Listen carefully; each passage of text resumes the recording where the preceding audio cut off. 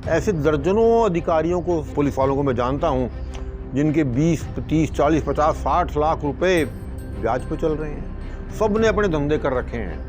कोई labour supply कर रहा है, कोई सिक्योरिटी गार्ड सप्लाई कर रहा है, कोई जुए सट्टे वालों से ही मिला हुआ है, धंधे चल रहे हैं। अब तो कोई सिपाही भी ऐसा नहीं है जो बगैर मोटरसाइकिल के हो, अब तो कारों में भी आ गए हैं। और जो ऊपर के हैं एएसआई, सब इंस्पेक्टर, वो तो 20-20 लाख की गाड़ियों में चल रहे हैं।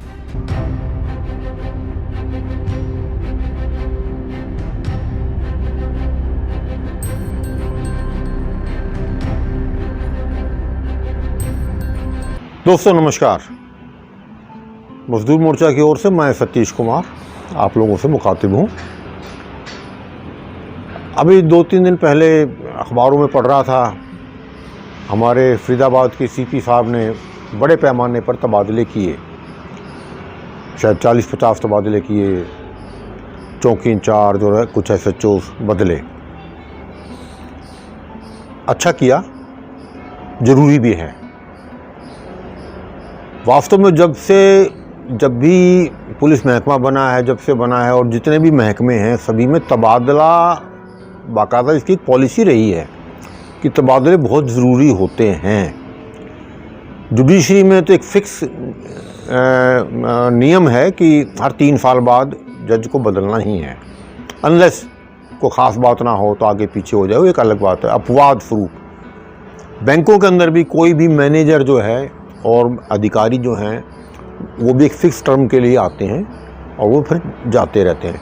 अगर स्थायी तौर पर किसी एक जने को कहीं पे बिठा दिया जाए तो वो घपले करे ही करे, और वो घपले दबे ही रह जाएंगे, वो लाइट में नहीं आएंगे।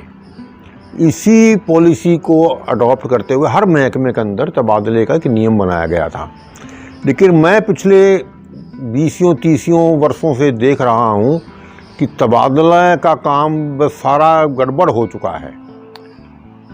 पिछले 30-40 साल से मैं यहाँ फरीदाबाद में देख रहा हूँ कि मैंने यहीं किसी को सिपाही भी देखा, यहीं मैंने उसको हवलदार भी देख लिया, यहीं उसको ASI बनते देख लिया, यहीं सब इंस्पेक्टर और इंस्पेक्टर भी यहीं पे इसी ज़िले में।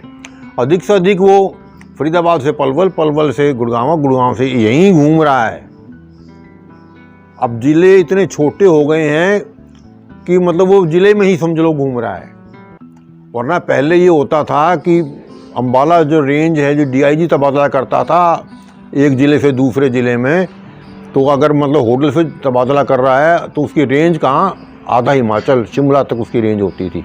अम्बाला भेज दे, शिमला भेज दे, कहीं पूरे हरियाणा में कहीं भेज दे। अब तो सारा मतलब एक बार सिपाही हो गया तो वो इंस्पेक्टर तक तो यहीं रहेगा ही रहेगा, इतना ज़बरदस्त ही हो गया।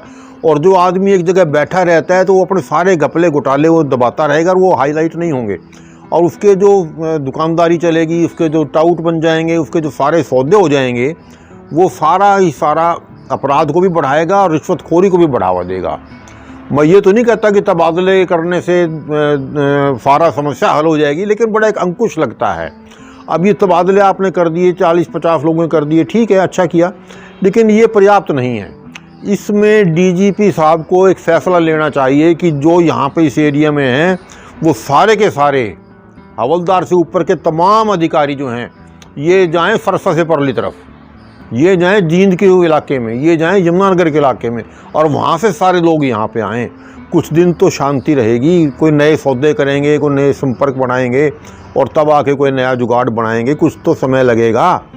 और यहाँ जो बैठे हुए हैं उनकी जड़ें इतनी गहरी हो गई हैं, सब ने अपने धंधे कर रखे हैं।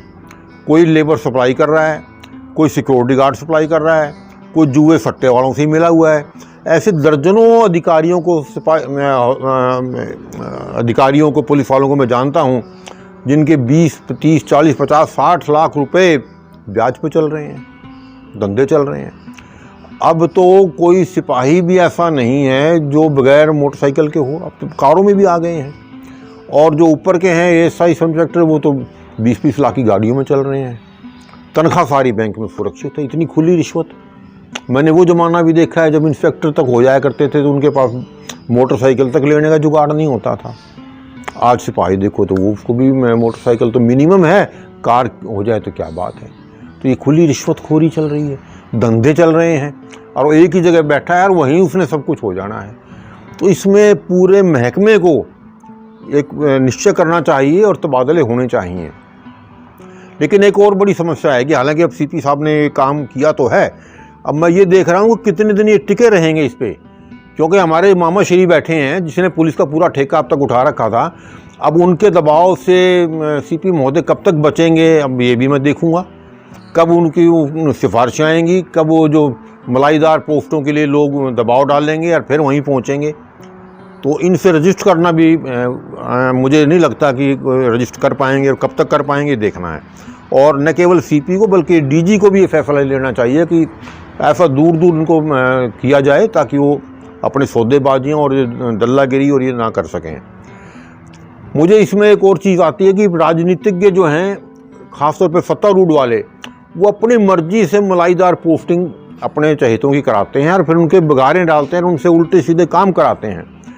मैं नाम तो नहीं लूँगा, पिछले कोई 10-12 साल पुरानी बात है, सेक्टर 11 की चौकी में मैं कोई था मिलने गया, तो बोला जी क्या करें, ये हमारे जुम्मे तो ये दफ्तर है वो नेताजी का और विधायक महोदय का, और हमें तो हमारे तो पूरी फटीक इसकी भुगतनी, कम से कम लाख रुपए महीने की तो इसकी फटीक है, दफ्तर के पूरे खर्चे हमारे जुम्मे हैं, तो कर लो क्या करोगे जी आप।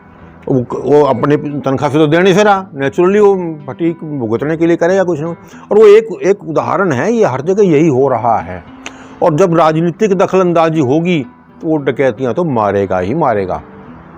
इसलिए सबसे पहला काम तो ये है, लेकिन बड़ा मुश्किल काम है ये, मुझे लगता नहीं कि हमारे कपूर साहब या आर्य साहब ये कर पाएंगे कि राजनेताओं को अवॉइड करके इनकी मनमानी और इनकी दखलंदाजी को रोक के अपने बूते पर ट्रांसफ़र पोस्टिंग कर सकें। अगर ऐसा कर सकें तो बहुत ही रिलीफ मिल सकता है। दूसरा मैं इसी कड़ी में जोड़ना चाहूँगा, अभी मेरे नोटिस में आया, मैंने अखबार में पब्लिश भी इस बार किया है, ये जो मुंडकटी थाने में एक एएसआई कभी होता था 3-4 साल पहले, 19 में शायद, उसने एक अनपढ़ गरीब आदमी की शिकायत पे केस, हालांकि वो काफ़ी रोया चिल्लाया, डीजीपी तक बातें गई, तो एफआईआर तो दर्ज हो गई। क्या मामला था, उसके हाथ तोड़ दिए, पैर तोड़ दिए, उसका बुरा हाल उसका कर दिया, तब जाके एफआईआर हुई। और उस एएसआई ने चतुराई से उसी को बहका फुसला के सामाजिक प्रेशर डाल के एक एफिडेविट उससे बनवा लिया, उससे अंगूठा भी लगवा लिया, तस्दीक भी करा ली, और उसी के बेस पर उसे 182 बना दी। अब वही एएसआई साहब बहादुर जो है वहीं का सब इंस्पेक्टर भी हो गया उसी थाने का।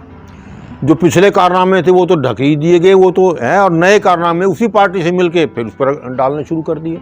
अगर वो यहाँ से कहीं दूर चला गया होता और कोई नया अफसर वहाँ पे आ गया होता तो शायद कुछ न कोई रिलीफ मिलता, बहुत ज़्यादा नहीं तो कुछ तो मिलता। इसलिए तबादला पॉलिसी जो है किसी ने बनाई थी, जो प्रशासनिक अधिकारियों ने सोच समझ के बनाई थी, और ये बहुत ज़रूरी है, इस पर विशेष ध्यान देने की आवश्यकता है। अगर ये थोड़ा बहुत इस पर ध्यान दे दिया जाए और राजनीतिक दखलंदाजी को रोक दिया जाए तो बहुत सुधार होने की संभावना बनती है। धन्यवाद।